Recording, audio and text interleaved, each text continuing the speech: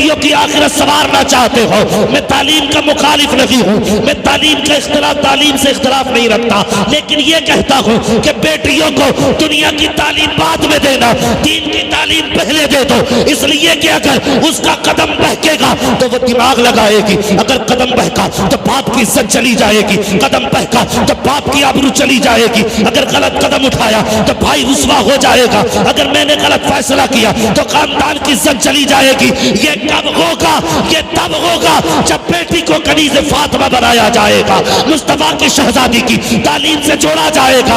अगर तेरी बेटी कुरान की कारिया बन गई तो कोई बाप रोएगा नहीं, बल्कि गरीब बाप भी फख्र से कहेगा कि मेरे घर में जो बेटी आई है इस बात पे मुझे शर्म नहीं आती, बल्कि मुझे फख्र है, मैं कारिया कुरान बेटी का बाप बना करके दुनिया में भेजा गया।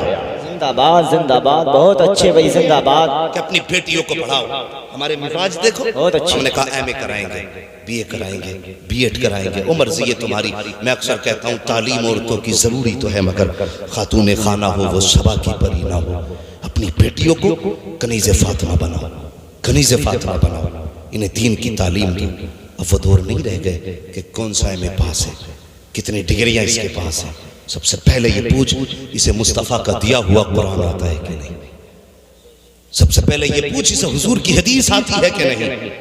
दावे के साथ कहता हूं जिन घरों के अंदर कुरान पढ़ने वाली बेटियां आती हैं उन घरों में बलाएं नहीं आया करती।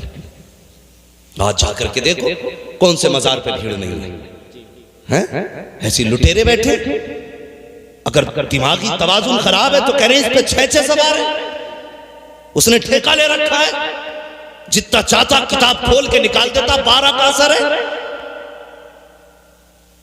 ओ भाई अगर घरों में सुकून चाहते हो, अरे कितने घर तुम्हें बताएं जो गलत बहुओं की वजह से वीरान हो गए।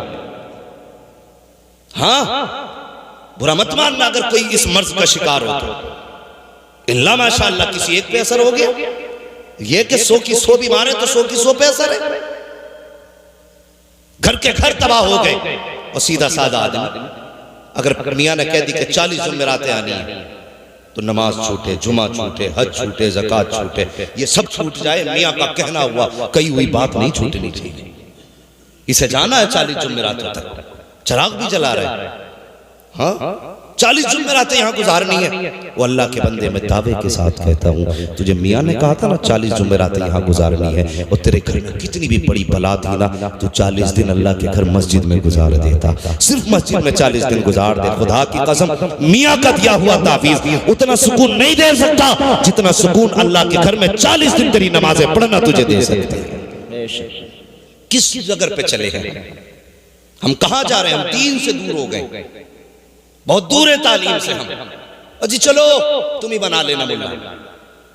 और कुछ तो ये कह देते हैं कि साहब इन्हें क्या करेंगे पढ़ा के, बेटी तो पराया धन है, बेटी पराया धन है।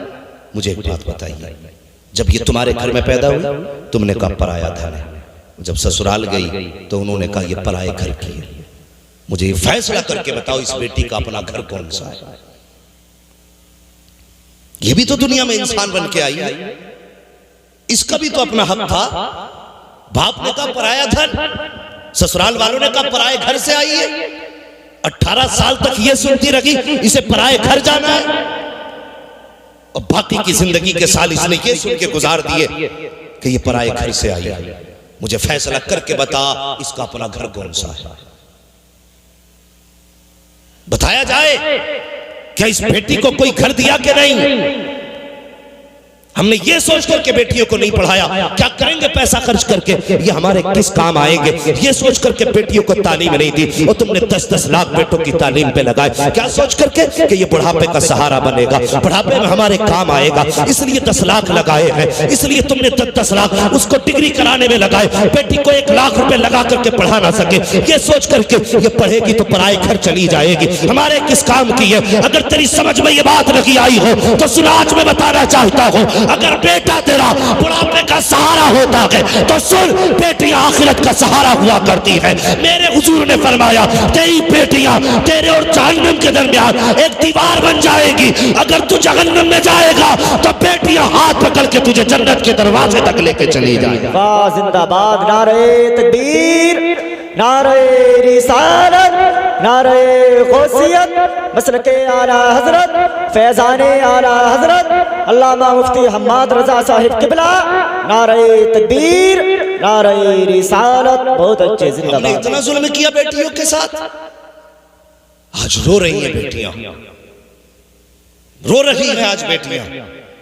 बाप भी जाहिल था, माँ भी जाहिल थी, इल्म की कदर दोनों ने नहीं जानी।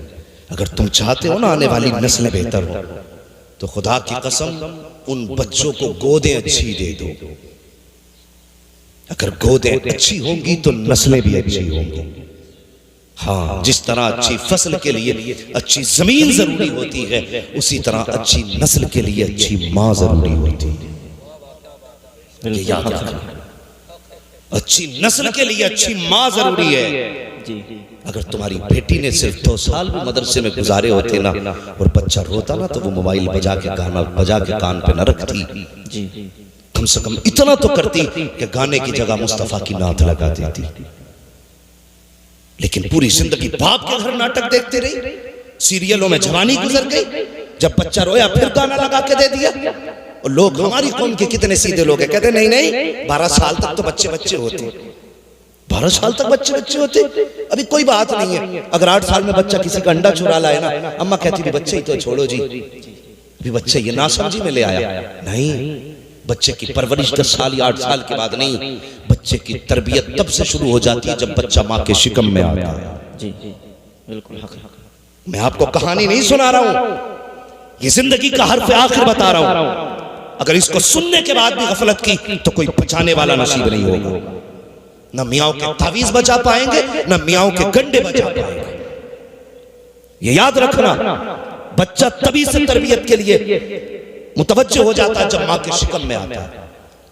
वो बच्चा नहीं, मेरे उस्ताद गिरामी ने भी बताया, सरकार गो से पाक, अल्लाह अकबर। पूछो ना उलमा साहब, दुनिया में तशरीफ लाए, माँ उस्ताद के पास ले गई, पढ़ाइए ना हजरत मेरे बच्चे को। उस्ताद ने बिस्मिल्लाह पढ़ाई, पढ़ना शुरू किया, 17 या 14 पारे पढ़ डाले। उस्ताद ने क्या कहा, जहां इतने पारे हिफ्ज़ किए उतने बाकी भी वही कर लेते। तो आपने क्या फरमाया था, कहा उस्ताद जिस दरसगाह में मैंने इतने पारे याद किए हैं, उस दरसगाह में इतनी पढ़ाए जाते हैं। उस्ताद ने कहा क्या बात, कहना क्या चाहते हो? फरमाने लगे, ये मैं किसी मकतब में नहीं सीख के आया, ये मैंने माँ की गोद में सीखे। वाह जिंदाबाद, बहुत अच्छे। माँ की गोद में सीखे। ऐसी कितनी बातें तुम्हें बताऊंगा, माँ की गोद में सीखे। इसलिए मैं कहता हूं, अगर नस्ल अच्छी चाहते हो तो गोदे अच्छी दो। हाँ, अगर बेटी कुत्ता बिल्ला पढ़ के आएगी तो तेरे बेटे को कुत्ता बिल्ला पढ़ा पाएगी। अगर माँ कुरान वाली होगी तो बेटे भी कुरान वाले होंगे। माँ हदीस वाली होगी तो बेटे भी हदीस वाले होंगे। माँ अगर दीन वाली होगी तो बेटे भी दीन वाले होंगे। अल्लाह अकबर। खुदा के वास्ते बेटियों के साथ नाइंसाफी ना करो। बाप भी जाहिल था, कहता रहा पराया धन है। माँ भी जाहिल थी, कहने लगी परदेश जाना है। ससुराल पहुंची है तो वहां भी सारे जाहिल मिले। ससुर भी जाहिल है, सास भी जाहिल है। उसे क्या अच्छा लगता है? उसे अच्छा लगता है मुझे उठ के चाय पिलाए, टाइम से खाना दे, मेरे कपड़े वक्त पे धो के दे। बुढ़िया कहती मुझे अम्मा अम्मा कह के पुकारे। अगर नमाज में बहू लग जाए तो जाहिल सास ससुर होते हैं तो कहते मुसल्ले पे पड़ी रहती है, बाकी का काम कौन करेगा? खुदा के वास्ते अगर इनमें इल्म होता तो तेरी बेटी को पराया धन नहीं कहा जाता। अगर इनके पास इल्म होता तो पराए घर की ना कहा जाता। मैके में होती तो घर वाले कहते ये हमारी है, ससुराल जाती तो कहते ये हमारी है। बेटी आज बेघर है, अगर इल्म होता तो उसे खुदा दो घर अता फरमा देते। सुभान अल्लाह, जिंदाबाद। बहुत इसलिए जरूरी है कि बेटियों को तालीम दो, तालीम दो। हजरत मुफ्ती साहब किबला के इलाके में, मेरे उस्ताद गिरामी के इलाके में आप चले जाइए, घोसी बस्ती इधर साइड में आप चले जाइए, इतना अच्छा माहौल है। वहां बेटियों को जायदाद में हिस्सा दिया जाता है। लेकिन जानते हो इलाका कैसा है? वो उस घर में हर घर के अंदर आलिमाएं मौजूद है। अगर किसी को खुदा ने 7 बेटियां दी है ना तो सातों की सातों आलिम। 5 भाई है तो 5 के 5 आलिम है। इतना अच्छा माहौल, जब उस इलाके में जाओ ना ऐसा लगता है जैसे मुस्तफा के मदीने की बहारें नजर आ गई जी। बेशक ये इल्म की बरकतें हैं। लेकिन यहाँ तो इल्म से मतलब ही नहीं है। ना बेटे को पढ़ाया ना बेटी को पढ़ाया। कुत्ता बिल्ली पढ़ाया तो वो बाप की जायदाद को माले गसब समझ के ना उस पर बैठ जाता है। हाँ ये अब्बा का माल है तो फिर मेरा है। ओ भाई शरीयत ने बेटियों का भी हक रखा है। तुमसे गुजारिश करूंगा, पूछो मुफ्ती साहब क़िबला से, पूरे इलाके को फतवे हजरत अता फरमाते हैं अपने कलम से। पूछो हजरत से, अगर बेटों का दुगना है ना तो एक हिस्सा बेटी का भी है। देते हम लोग नहीं। क़यामत के दिन पकड़ होगी एक एक की, चाहे कितना बड़ा हाजी नमाजी क्यों ना हो, अगर बेटी का हक खा के गया है ना उस वक्त तक बख्शा नहीं जाएगा जब तक बेटी का हिसाब नहीं ले लिया जाएगा। देते हैं हम लोग?